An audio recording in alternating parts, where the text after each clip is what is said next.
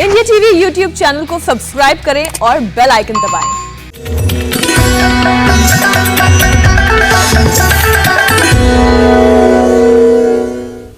नमस्कार, आप देख रहे हैं इंडिया टीवी। आपके साथ मैं हूं मीनाक्षी जोशी। नमस्कार, आपके साथ मैं हूं ज्योत्सना पाटनी। हेल्दी लाइफस्टाइल एक बार फिर से ट्रेंड में है। कोरोना की पहली लहर ने काफी हद तक लोगों को रूटीन बदलने पर मजबूर किया है, तो बाकी की कसर वायरस की दूसरी लहर ने पूरी कर दी है। लोगों को यह बात अब क्लियर समझ में आने लगी है कि हेल्दी लाइफस्टाइल ही उन्हें बचा सकता है। तभी तो आजकल लोग योग की अहमियत समझने लगे हैं और कोरोना से जंग में इंडिया टीवी देखने लगे हैं। बिल्कुल मीनाक्षी, न सिर्फ योग बल्कि इम्यूनिटी बढ़ाने वाली दवा, काढ़ा और हल्दी दूध घर घर में अब पिया जा रहा है।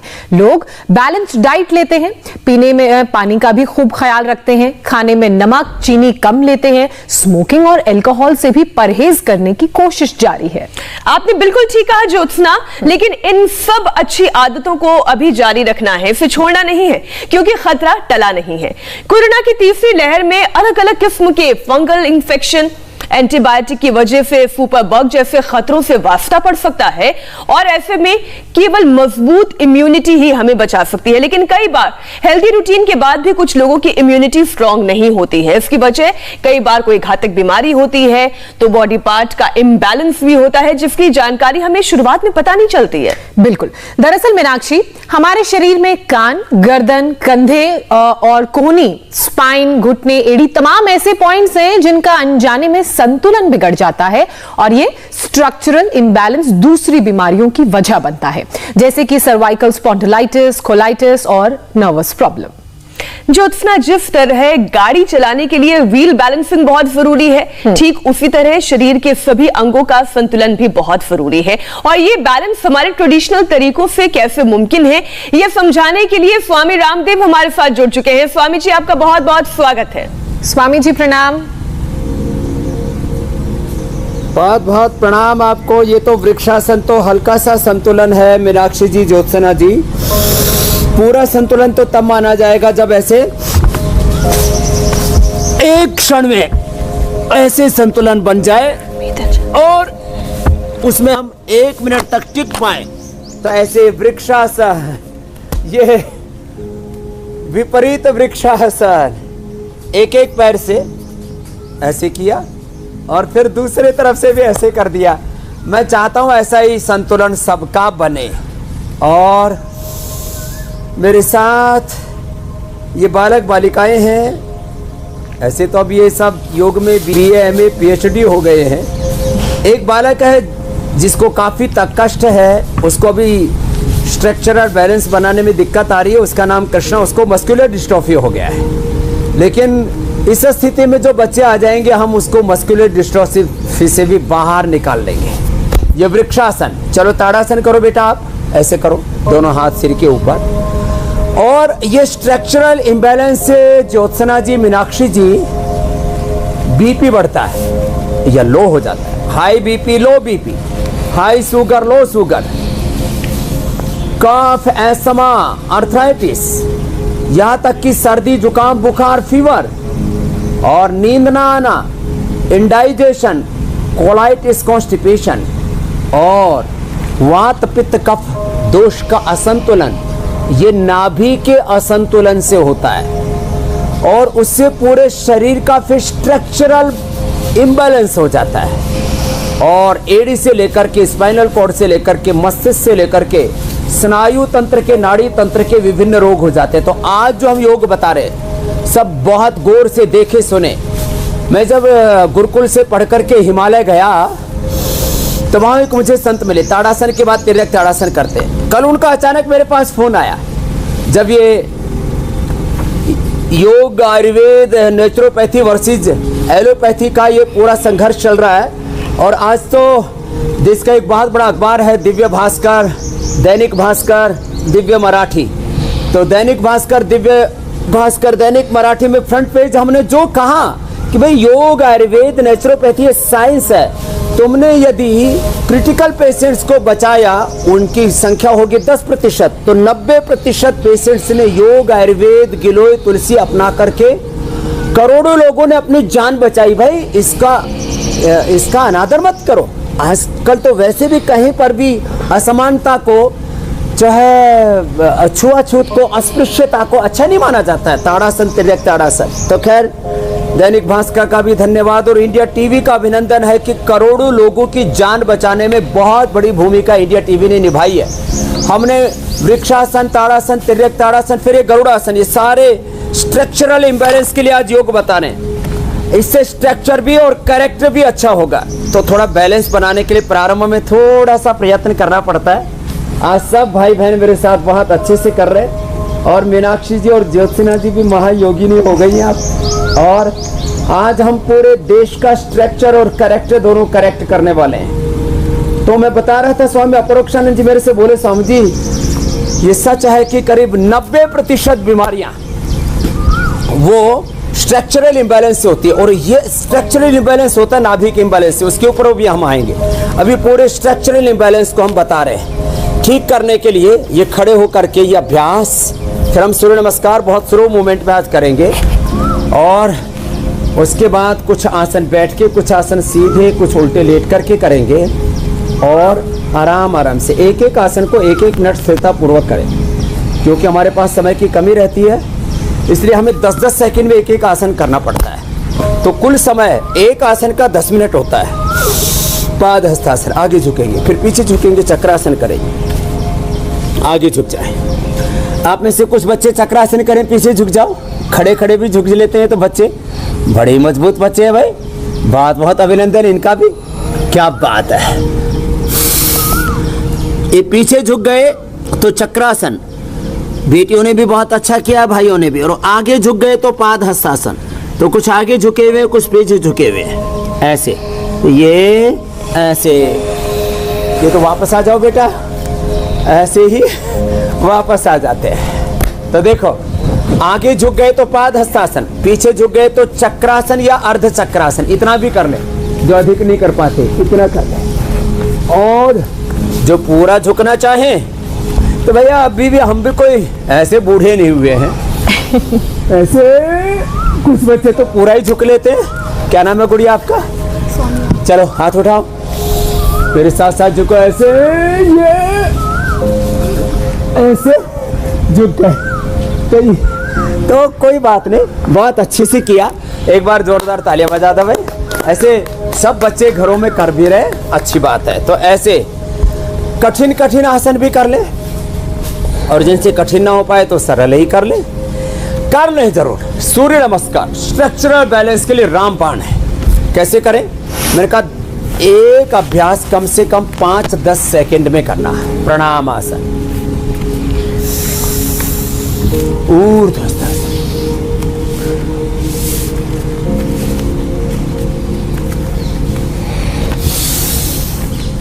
स्ट्रक्चरल बैलेंस के लिए करना है तो 1 मिनट में एक बार होगा,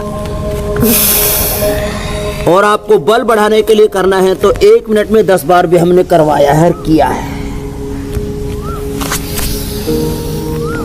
ऊर्ध्वस्थासन के बाद पाद हस्तासन और ये दक्षिण अश्व संचालन आसन। पीछे झुकेंगे, श्वास अंदर, आगे झुकेंगे, श्वास बाहर। ये स्ट्रक्चरल इम्बैलेंस के लिए रामबाण है। ये तो संजीवनी है उसके लिए, अप्रतिम है। पर्वत आसन, फिर श्वास भर के नीचे झुक गए, फिर सामने से उठ गए, उठ गए सामने से, भुजंगासन, फिर पर्वतासन, श्वास छोड़, फिर बाएं पैर आगे, ऐसे आराम आराम से पूरा तान दे शरीर को। फिर दाएं पैर भी आगे, वाम अश्व संचालन आसन के बाद पाद हस्तासन, ऊर्ध्वस्थासन,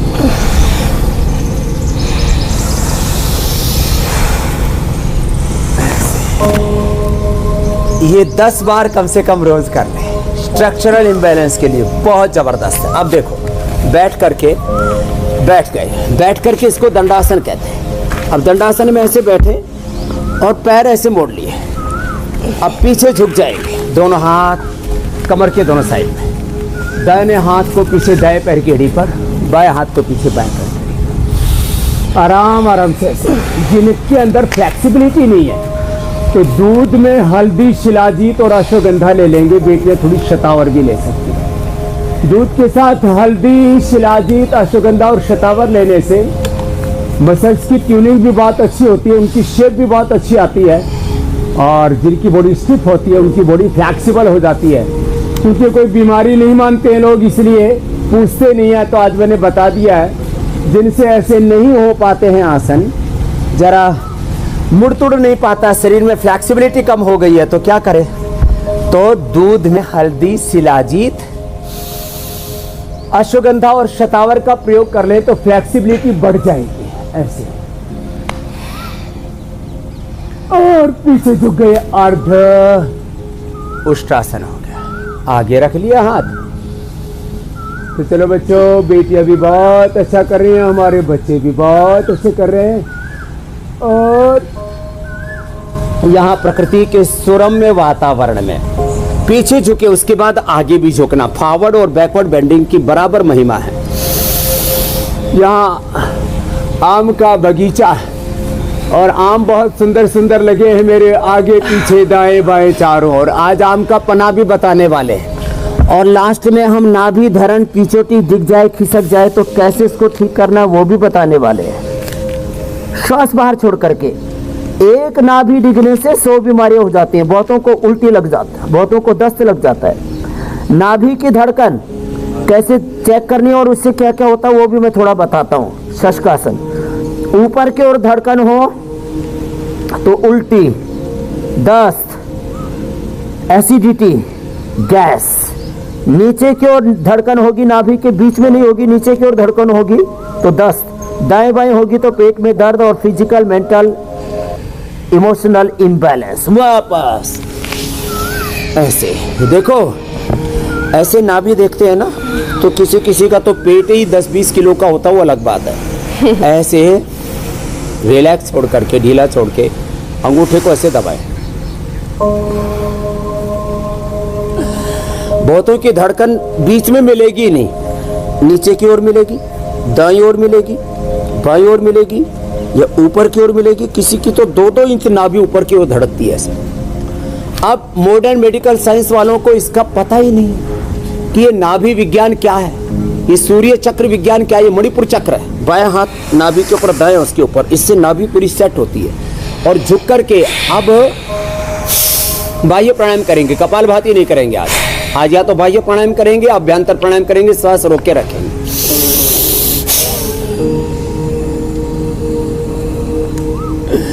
जब बीमारी डायबिटीज की होती है, जब फैटी लिवर होता है, जब कॉन्स्टिपेशन और कोलेस्ट्रॉल बढ़ा हुआ होता है, वात रोग, अर्थराइटिस बढ़ा हुआ होता है, polycystic ovary, polycystic kidneys, infertility होती है तो कपालभाति कराते हैं। अब श्वास बाहर छोड़ के बाह्य प्राणायाम कर रहे हैं और ऐसे रुक गए स्वामी जी। और 1 से 2 मिनट ऐसे रुकना है। 1-2 मिनट से लेकर के एक आसन का पूरा लाभ पाना है तो 10 मिनट करना है। तो ऐसी सैकड़ों बातें हैं जो अभी मॉडर्न मेडिकल साइंस को पता ही नहीं है स्वामी जी। वही पूरी बात, क्योंकि बहुत तरह के विवाद उठ रहे थे। जी मेरे बहन। स्वामी जी, सभी देश जो है इस वक्त, और ज्योत्सना भी हमारे साथ स्टूडियो में मंडूक आसन कर रही है, लेकिन स्वामी जी पेट का स्ट्रक्चरल इम्बैलेंस होने से डाइजेशन चौपट हो जाता है, कब्ज, एसिडिटी, गैस की भयंकर परेशानी होती है, इसके लिए क्या करना चाहिए? सुप्त वज्रासन, ये जो अभी आज आसन बता रहे बहन, इससे ना इंडाइजेशन और आजकल तो कोरोना का कॉम्प्लिकेशन में भी बड़ा है। आगे झुके और पीछे झुके, ये हमने बहुत कम करवाया सुप्त वज्रासन, लेकिन आज करवाए।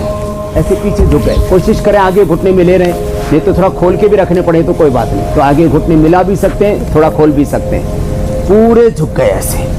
तो आज ये अभ्यास करने के बाद और एक एक आसन 1-1 मिनट कर लें। और वैसे जितनी देर हम कर रहे हैं प्रारंभ में तो उतना ही बहुत है, कड़ाके की भूख लगेगी पूरे हिंदुस्तान को।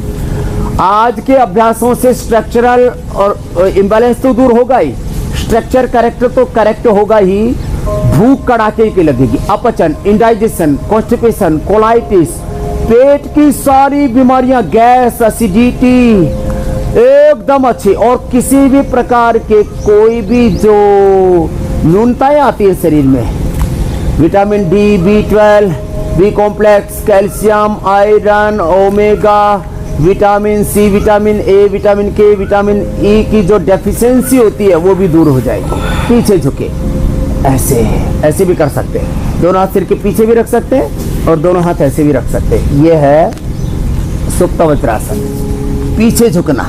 ऐसे ही पद्मासन में भी आगे झुकने को हम योग मुद्रासन कहते हैं, पीछे झुकने को सुप्त वज्रासन, सुप्त वज्रासन भी करेंगे और मत्स्यासन भी करेंगे और फिर आगे योग मुद्रासन भी झुकेंगे। इंडाइजेशन के लिए रामबाण है। करते करते अभी आज हमारे साथ में कहता हूं, अभी नहीं तो कभी नहीं। ये इंस्टेंट बेनिफिट देने वाली साइंस है। योग, आयुर्वेद, नेचुरोपैथी पर एक लांछन लगाया गया और मैं कह रहा था आज मैंने प्रामाणिकता के साथ फ्रंट पेज पूरा आधा पेज का इंटरव्यू दिया, 1 घंटे का इंटरव्यू मैंने दिया। और बात यह नहीं थी कि मुझे कोई इंटरव्यू देने का शौक है, मैं इसमें बहुत कम बोल रहा, फिर भी जो है दैनिक भास्कर में, दिव्य भास्कर, दिव्य मराठी में मैंने जो इंटरव्यू दिया उसका मकसद भी यही था कि लोगों तक सच पहुंचे कि योग, आयुर्वेद और नेचुरोपैथी एक बहुत बड़ा विज्ञान है। सुप्त पद्मासन कराते हुए मैं ये बात बता रहा हूं कि भाई एक दिन के अंदर ही तुम इंडाइजेशन से गैस, कॉन्स्टिपेशन, कोलाइटिस, एम्बेबाइसिस, आईबीएस और तमाम तरह के जो पेट में उपद्रव होते हैं उनको मिटा सकते हैं। ऐसे भी, और दोनों हाथ ऐसे कंधों के नीचे लगा दिए और ऐसे किया, गर्दन को पीछे झुका दिया, पहली अंगुली से और अंगूठी से पैर के अंगूठे को पकड़ लिया, कोहनियां जमीन पर और घुटने जमीन पर ऐसे कर लिया। थोड़ी देर ऐसे भी रुक जाए, 10-20 सेकंड से शुरू करें और 1 से 2 मिनट तक एक एक आसन को कर लेंगे, पूरा हिंदुस्तान अच्छा हो जाएगा। पेट की बीमारियों का एलोपैथी में कोई इलाज नहीं है, उसमें बहुत कुछ है। मैंने कहा सर्जरी भी, और लेकिन सर्जरी के भी आविष्कारक महर्षि सुश्रुत है। पहले अब देखो, बाएं हाथ के हथेली नाभि के ऊपर, दायां उसके ऊपर। सर्जरी और emergency treatment, life saving drugs वो एलोपैथी में बहुत प्रगति की है, उसका उपयोग कर लेना जीवन रक्षा के लिए।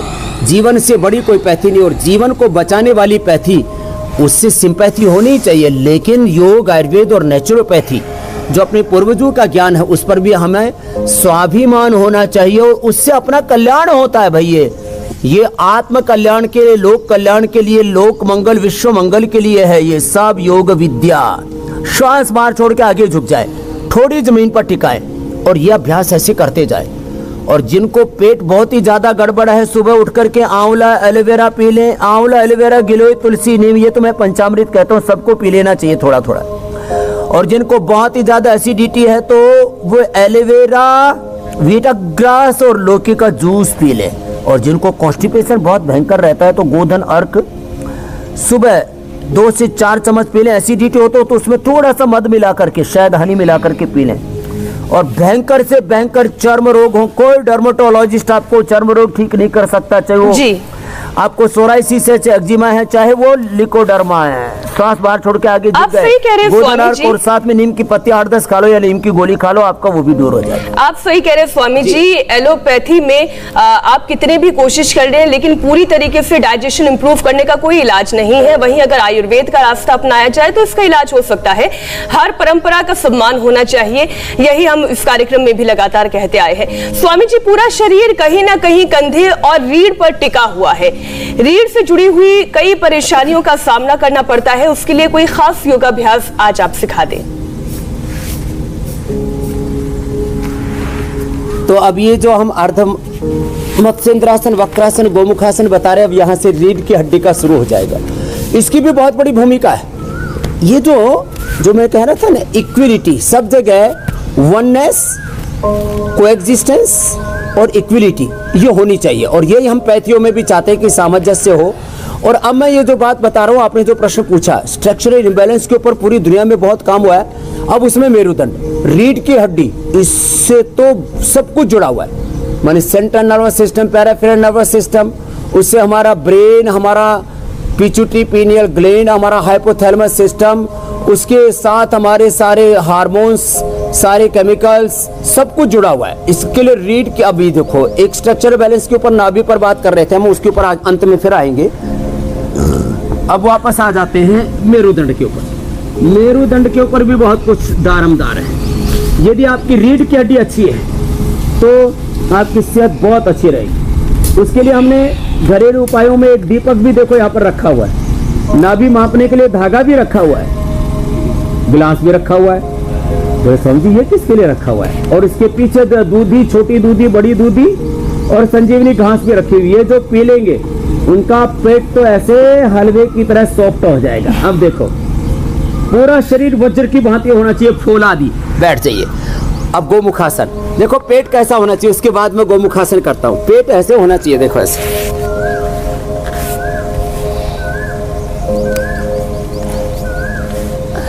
हलवे की तरह, और शरीर ऐसे वज्र फौलादी होना चाहिए। आपने देखा ना, मैंने 20-20 किलो के मोगरी जो है भुजाओं पर डाली हुई है। तो बाएं पैर नीचे, दाएं पैर ऊपर।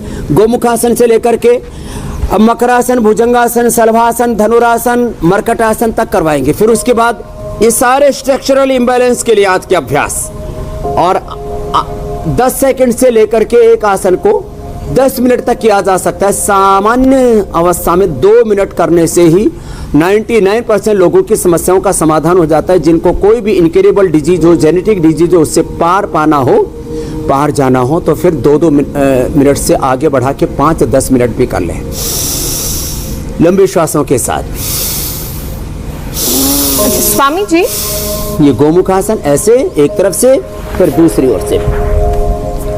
और आज हम ये भी बताना चाहते हैं कि जिनको लेडीज को ब्रेस्ट का पूरा विकास नहीं होता, भस्त्रिका अनुलोम विलोम तो करें, शतावर चूर्ण खा लें तो बॉडी की शेप बहुत अच्छी रहेगी, ब्रेस्ट पूरी विकसित होगी, कोई भी उनके भीतर कुंठाहीन ग्रंथि कॉम्प्लेक्स नहीं होगा। और ये देखो गोमुखासन के बाद अब कराते हैं मकरासन, भुजंगासन और सर्वासन। और पुरुषों को अश्वगंधा, शतावर, सफेद मूसली, कोंच के बीज हम बताते रहते हैं। सब मिला करके सब 1-1 ग्राम लिया तो 1 चम्मच सुबह, 1 चम्मच शाम, और इससे इतने बलवान बन जाएंगे। देखो यदि आप बलवान हैं, आपका शरीर बल, मनोबल, आत्मबल प्रबल है, आपके फेफड़े, लंग, आपका रेस्पिरेटरी सिस्टम मजबूत है, हार्ट मजबूत है, नाड़ी तंत्र, आपका नर्वस सिस्टम, आपकी इम्यूनिटी मजबूत है, आपके लिवर, किडनी, पेनक्रियाज, आंतें आपकी मजबूत हैं, दिल दिमाग से आप मजबूत हैं, तो आपको कोई बीमारी नहीं हो सकती। सारी बीमारियां कमजोर पर आक्रमण करती है, अटैक करती हैं। बिल्कुल। तो भुजंगासन ये भी 3 तरह से होता है। एक तो कोरोना हो या कोई भी बीमारी हो, वो कमजोर में घुसती, चारों ओर bacteria, virus, fungus, BP, sugar, heart problem, cancer, TB, चारों तरफ से बीमारियां मुंह बाए खड़ी हैं। और आप यदि आपके भुजंगदंड मजबूत है, आपका मेरुदंड मजबूत है, आप मजबूत हैं, तो कोई बीमारी आपको कुछ नहीं बिगाड़ पाएगी। भुजंगासन। बिल्कुल स्वामी जी। स्वामी जी, स्ट्रक्चर में दिक्कत आने पर क्या इसका असर दिमाग पर भी पड़ता है, और इसके लिए क्या उपाय? ये आपने बहुत अच्छा प्रश्न पूछा। इसके लिए एक तो शीर्षासन, कुछ बच्चे शीर्षासन करो बच्चों, और कुछ बच्चे सर्वांगासन। तो बेटियां सर्वांगासन करो और बालकों आप शीर्षासन करो। भुजंगासन, सलभासन, तो ये दिमाग पर भी इसका असर आता है, क्योंकि central nervous system, peripheral nervous system, इसका सीधा संबंध होता है हमारे पिट्यूटरी, पिनियल ग्लैंड, ब्रेन और हाइपोथैलेमस सिस्टम के साथ। तो ये शीर्षासन और सर्वांगासन भी करें, जो स्ट्रक्चरल इम्बैलेंस के लिए हम अभ्यास करें। इनके साथ साथ सर्वांगासन, शीर्षासन। बहुत सुंदर आज सुहाना मौसम है, आसमान में बादल छाए हुए, चारों तरफ पक्षियों का कलरव है, और हिमालय की तलहटी उपहवरे गिरिणाम संगमे चनदिनाम धिया विप्रो अजायत है। ऐसे ही सब अपने घरों को स्वर्ग बनाए, घरों में योग को अपनाए, आयुर्वेद को अपनाए, और युक्त आहार विहार रखें। आहार, विचार, वाणी, व्यवहार, स्वभाव में दिव्यता, पवित्रता, सात्विकता रखें। सीधे लेट जाए, मरकटासन करें। तो ये अभ्यास हमारे आज सबके लिए संजीवनी होंगे। जो इनको करेंगे, उनको जिनका स्ट्रक्चर और कैरेक्टर अच्छा होगा, उनको शरीर में कोई रोग तो होगा ही नहीं। वो शरीर से बलवान, हृदय से श्रद्धावान, मस्तिष्क से प्रज्ञावान, आचरण से शीलवान, चरित्रवान होंगे, वो महान होंगे। तो मेरा भारत महान होगा। हम बचपन में पढ़ते थे मेरा भारत महान, मैंने कई बार कहा, मैं अपने हाथों से लिखता था, तो मुझे इसका पता नहीं था। अब पता लगा कि योग करेगा तो मेरा भारत महान होगा। वो स्वस्थ समृद्ध होगा, वो विश्व में सबसे शक्तिशाली परम वैभवशाली होगा। नहीं तो ये बात मेरे सही भारत है को कि कोरोना हो गया, मेरे भारत को बीपी शुगर होगा, मेरे भारत को कोरोना होगा, मेरा भारत बीड़ी पी रहा है, सिगरेट शराब पी रहा है। ना भाई, ये ठीक नहीं है। जी स्वामी जी, ये बात सही है कि योग, आयुर्वेद, प्राणायाम जो हमारी प्राचीन परंपरा है, उससे शरीर को शक्तिशाली बनाया जा सकता है। और पिछले 1 साल से ऊपर का समय हो चुका है, लगभग 1.5 साल होने को आ रहा है, हम लगातार इसी प्रयास में जुटे हुए हैं और प्राणायाम इसमें बहुत महत्वपूर्ण भूमिका निभाता है। अब हम सवाल जवाब का सिलसिला शुरू करते हैं। पहला सवाल संजय का है। स्वामी जी, पैर की नसें कमजोर हो गई हैं उनकी और ब्लड सर्कुलेशन सही नहीं होने से पैर उठता नहीं है और पैर में बहुत दर्द बना रहता है, उन्हें क्या करना चाहिए? तो उनके लिए एक तो ये जो अभ्यास बता रहे, जितना वो कर पाए, अभी हम बताएंगे। वो सीधे लेट करके खाली, और कुछ नहीं तो पूरे पंजे को आगे पीछे दबा लेंगे। अभी हम बताने वाले हैं ऐसे ऐसे ऐसे ऐसे, जो हम ऐसे, ये तो पवन मुक्तासन कर रहे थे, ऐसे ही कर ले, ऐसे ऐसे ही कर ले। और फिर वो दोनों पैरों को नहीं उठा पाते तो एक एक पैर को ऐसे उठा ले। वो ये जो अभ्यास बता रहे हैं, इसमें से जितना वो कर पाए उतना कर ले। ऐसे ये स्ट्रक्चरल बैलेंस के लिए भी अच्छे हैं। पवन मुक्तासन, उत्तान पादासन और नौकासन। चलो, कुछ बच्चे नौकासन करो, कुछ बच्चे उत्तान पादासन करो। और उनके पैरों की में सुन्नपना है, पैर उठा नहीं पाते, ताकत कमजोर हो गई है, तो त्रयोदशांग गुग्गल, चंद्र प्रभावती, अश्वशिला, अश्वशिला, त्रयोदशांग गुग्गल, चंद्र प्रभावती हमारे यहाँ सदियों से अपनाई जाती है, ट्रेडिशनल मेडिसिन आयुर्वेद की है। तो पवन मुक्तासन, उत्तान पादासन, नौकासन, सेतुबंध आसन और पादांगुष्ठ नासास्पर्शासन से नाभि धरण भी अच्छी हो जाती है। तो त्रयोदशांग गुग्गल, चंद्र प्रभावती, अश्वशिला खाने के बाद लें और खाली पेट गिलोय खा लें। और बहुत ही ज्यादा कमजोरी है तो न्यूरोग्रिट ले ले तो 100%, और अनुलोम विलोम जरूर करें सब आसनों के साथ साथ, तो 1 महीने में चलने ही नहीं दौड़ने लग जाएंगे। अब अगला प्रश्न ले लो। और ये नाभि धरण पीछोटी जिसको मैं बोल रहा था, उसके आसन तो बता दिए ही। अंत में इसको सेट करने का 1 मिनट का एक बहुत ही ट्रेडिशनल तरीका है, वो भी बताने वाले हैं। जी स्वामी जी, अगला सवाल प्रीति का है। क्रिकेट खेलती हैं वो और क्रिकेट खेलते वक्त लोअर बैक में दर्द हुआ। एक्सरे में L5 और S1 की वर्टिब्रा में प्रॉब्लम दिख रही है, उन्हें क्या करना चाहिए? प्रीति का ये सवाल है। तो ये आसन तो जो कमर वाले बताए थे अभी स्पाइनल कोड के लिए, वो कर लें। और ये ना करें, अभी सर्वांगासन हलासन कर दें, ये उसको नहीं करना। और औषधियों में ये पीड़ानिल गोल्ड खाली पेट 1-1 गोली सुबह दोपहर शाम, ऑर्थोग्रिड खाने के बाद ले लें। और एक्यूप्रेशर भी अभी बता देंगे हम, सर्वांगासन हलासन, वो एक्यूप्रेशर भी कर लें। सब आसनों के बाद थोड़ा सा शवासन भी कर ले। देखो ये एक्यूप्रेशर में ना बड़ा जबरदस्त है। इधर दबाते हैं तो रीढ़ की हड्डी का दर्द 1 मिनट में दूर हो जाता है। और ये जो रिंग फिंगर के टॉप पर, यहाँ पर देखो, रिंग फिंगर का इधर पीछे ये बीच वाला जो हिस्सा है, इसके ऊपर दोनों तरफ से ऐसे दबा देते हैं। और इधर से दबाया तो कमर दर्द ठीक, और इधर से दबाया तो नाभि ठीक। अब देखो ये बहुत बड़ा पॉइंट है, ऐसे दबाते दबाते कमर दर्द, और इसके मूल में दबा देते हैं ना ऐसे ऐसे, तो पूरी नाभि ठीक, और ऊपर से दबाते हैं तो कमर ठीक, दोनों हाथों में। और ये पूरे 5 के 5 चैनल दबा लें, फिर तो कहना ही क्या है, पूरा ये कर्व ऐसे ऐसे, ये पूरा दबा दें ऐसे दोनों पैरों में ऐसे ही, और फिर पीछे को पॉइंट दबा लें, एकदम रीढ़ की हड्डी का दर्द दूर हो जाएगा। और बाकी तो चंद्र प्रभावटी, गोक्षरादि, गुगुल विषय, तिंदुक वटी हमने बताई भी है। प्राणायाम जिनको कमर में दर्द है उनको जोर से नहीं करना है। तो स्ट्रक्चरल बैलेंस के लिए तो आसन बता दिए। अब कैरेक्टर का भी तो बैलेंस होना चाहिए, माने हमारे तन के साथ हमारे मन, प्राण, आत्मा, संवेदना वो सब शांत हो। तो इसलिए आराम आराम से भस्त्रिका, कपालभाति, बाह्य प्राणायाम, उज्जयी, अनुलोम विलोम, भ्रामरी, उद्गीत, चंद्रभेदी, सूर्यभेदी, नाड़ी शुद्धि, शीतल, शीतकारी आदि प्राणायाम भी करते रहेंगे। आप अगले प्रश्न ले लो। स्वामी जी, अगला प्रश्न मनदीप का है। दोनों पैरों की एड़ियों की हड्डी बढ़ी हुई है, जिसकी वजह से खड़े होने में बहुत दिक्कत आती है और हमेशा दर्द बना रहता है, उन्हें क्या करना चाहिए?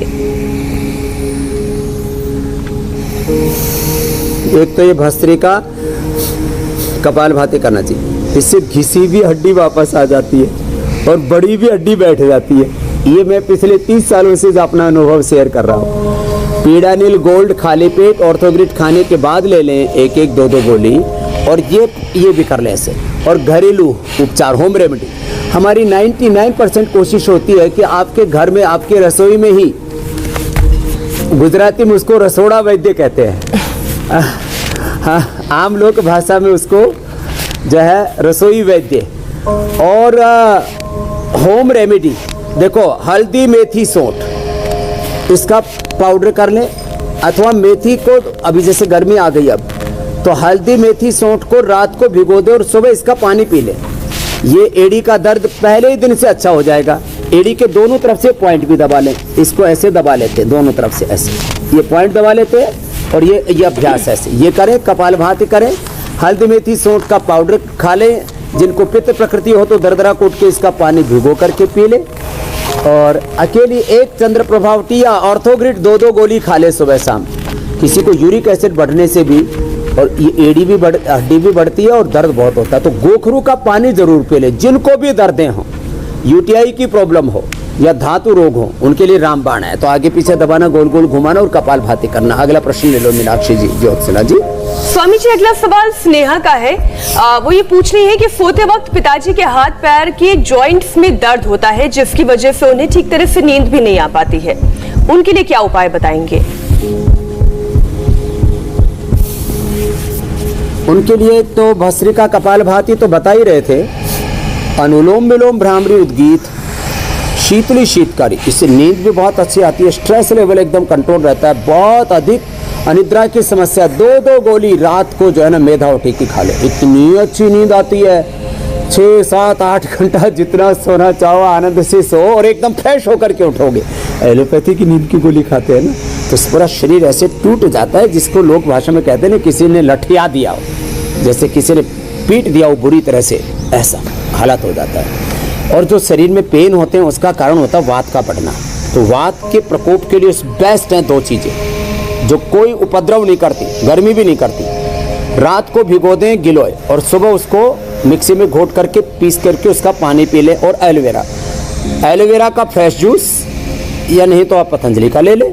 एलोवेरा का फ्रेश जूस प्रथम प्राथमिकता हमारी घरेलू उपचार पर है, या गिलोय, उसको पी ले, पूरा उनका शरीर का दर्द खत्म हो जाएगा, इतना ज़बरदस्त है। और अंकुरित मेथी थोड़ी सी ले लें, खाली पेट लहसुन खा लें, या खाली पेट लहसुन गर्मी करता है तो रात को लहसुन के छोटे छोटे टुकड़े करके पानी में भिगो दे, सुबह उनको निगल जाए। स्वामी जी, खाने पीने की बात हो ही रही है, लहसुन का, जैसे मैं तो ऐसे लहसुन खाता नहीं, लेकिन जी जी जी लेकिन एक बात बता देता हूँ बस, लहसुन को छोटी छोटी कली ऐसे गाय के घी 1 चम्मच में उसको छोंक करके और पहले ग्रास के साथ खा लें। पहले ही दिन से पेट की गैस, ये जोड़ों का दर्द, अर्थराइटिस गायब।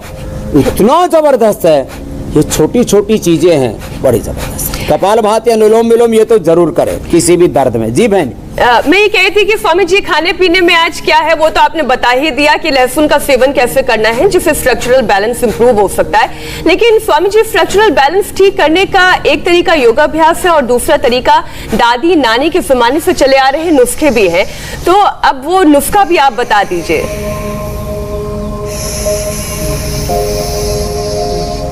हाँ, या आज बताऊंगा जरूर। ये दादा दादी नाना नानी के नुस्खे क्या है? कपालभाति, अनुलोम विलोम करते रहेंगे और भ्रामरी उद्गीत जो है वो मीनाक्षी ज्योत्सना जी में से एक करती रहेंगी, नहीं तो पता लगा जो है समाधि में पहुंच गए और पता लगा समय बीत गया, वक्त बीत गया। ये तो किसी की प्रतीक्षा नहीं करता है। मैं तो ऐसे ही बाह्य प्राणायाम करके नाभि ठीक कर लेता हूँ।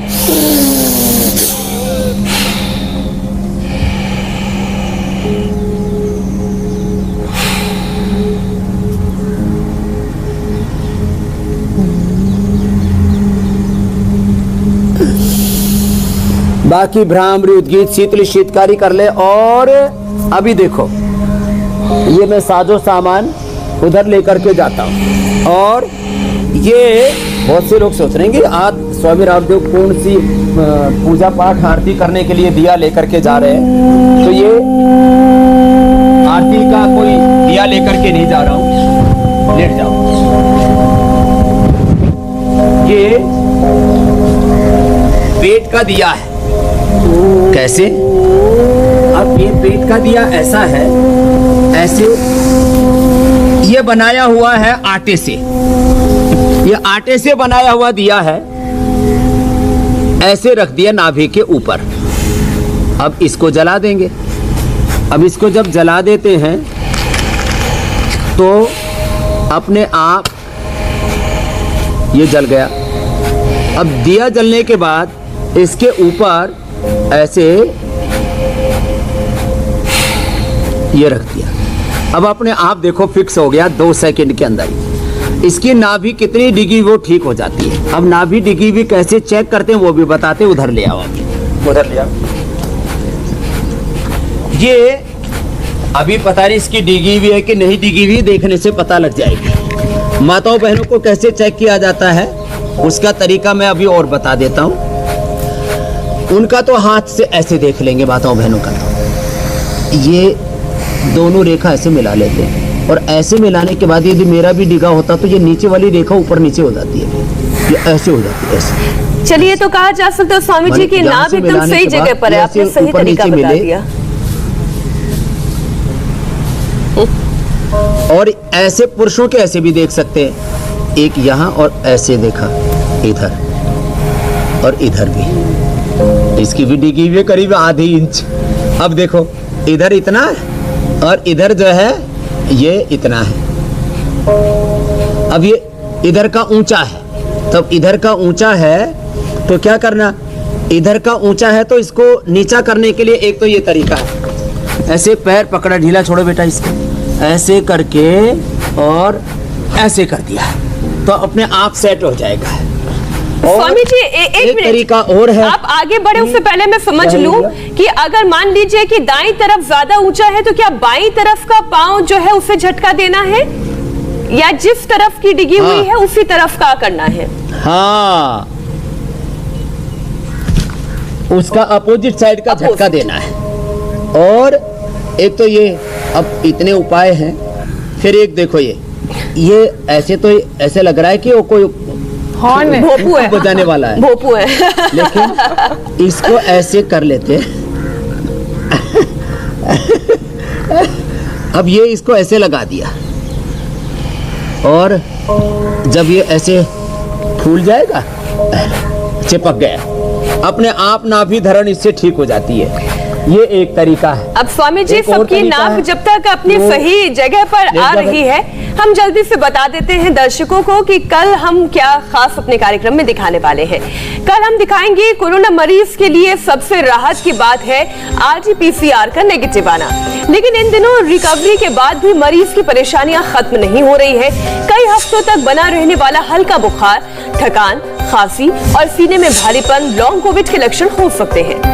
कोरोना और कोरोना की कॉम्प्लिकेशंस को योग से कैसे दूर किया जा सकता है, ये बताएंगे योग गुरु स्वामी रामदेव कल के हमारे इस खास कार्यक्रम में। जी स्वामी जी।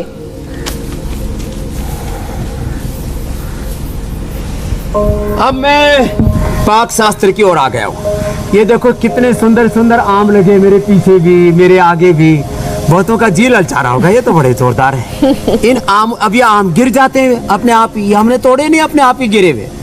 गिरने के बाद इनको थोड़ा छील लेते हैं, छीलने के बाद जो है इसको थोड़ा उबाल लेते हैं। अब ये कुछ ज़्यादा ही पानी हो गया, थोड़े से पानी में उबल जाते हैं। उबालने के बाद ऐसे बन जाते हैं ये। इसके बाद इसको ऐसे मिक्सी में डाल दिया, उबलने के बाद इसको मिक्सी में डाल दिया और मिक्सी में डाल करके और फिर इसकी घुटाई करेंगे। सादा पानी डालेंगे और उसके अंदर थोड़ा सा सौंफ, भुनी हुई सौंफ, इसके अंदर फिर ये थोड़ा धनिया और पुदीना इसको भी डाल देंगे, धनिया और पुदीना को भी, थोड़ा इसके अंदर जीरा, ये भुना हुआ जीरा है, ये भुना हुआ जीरा डाल दिया और फिर इसके अंदर थोड़ी सी काली मिर्च, ज्यादा नहीं, ज्यादा काली मिर्च गर्मी करेगी। स्वामी जी पूरे प्रोग्राम का स्वाद आ गया। शहद की जगह। और अब इसको घुटाई कर देंगे, इतना बढ़िया आमपना बनेगा, ये पतंजलि का भी खरीदने की इच्छा नहीं होगी। इसकी यही रेसिपी है। बहुत बहुत बढ़िया रेसिपी आज आपने स्वामी जी कार्यक्रम के अंत में सिखा दी। घर में बना लिया जाए। मैं वही कह रही थी कि पूरे कार्यक्रम का स्वाद आ गया, और जब तक आप और आपके जितने भी शिष्य हैं वहां पर आम पने का स्वाद ले, आप हमें इजाजत दें आज के इस बहुत ही सुंदर कार्यक्रम के लिए। धन्यवाद स्वामी जी। प्रणाम स्वामी जी। बहुत बहुत प्रणाम। और बच्चों की वैक्सीन को लेकर जर्मनी से कौन सी बड़ी खबर आ रही है, ये भी आपको बताएंगे एक छोटे से ब्रेक के बाद।